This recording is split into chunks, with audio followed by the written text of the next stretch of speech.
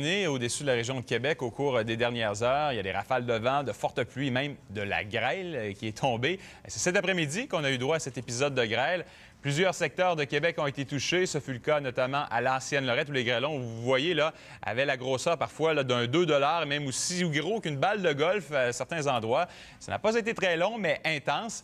Et tout ça, ça fait suite aux orages forts de la nuit dernière, des vents violents qui ont causé beaucoup de dégâts et privé 20 000 abonnés d'Hydro-Québec d'électricité. D'ailleurs, au moment où l'on se parle, il reste encore 2 600 abonnés sans courant sur la rive nord et 720 sur la rive sud. On ne parle pas de tornades, mais des rafales de vent qui s'approchaient quand même, justement, de tornades en termes de vitesse. Voici le résumé de Mario Vaillancourt.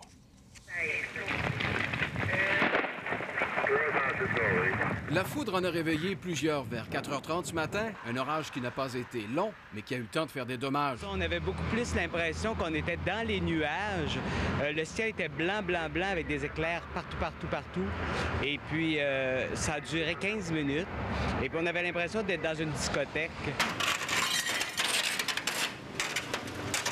Une partie du toit de cette station-service a été arrachée et jetée au sol, encombrant les pompes à essence. Heureusement, il n'y avait pas de clients en ce moment. Personne n'a été blessé. Ça a passé directement sur l'aéroport et l'orage se déplaçait sur la ville et s'est en allé dans le secteur de Montmagny-Lillet par la suite. Dans le secteur de l'école d'apprentissage, dans l'arrondissement Les Rivières, plusieurs grosses branches d'arbres sont tombées, endommageant certains véhicules. D'autres arbres ont aussi été touchés tout près.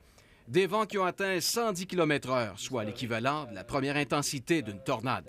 Une tornade de force 0, là, généralement, ça va être de cet ordre-là, les vents. Ça va être tout près de 90 à 110 km/h, donc une F0. L'échelle des tornades va de F0 à F5. La foudre a aussi provoqué un début d'incendie sur la rue Notre-Dame, à l'Ancienne-Lorette, ce qui fait qu'Hydro-Québec en a eu plein les bras.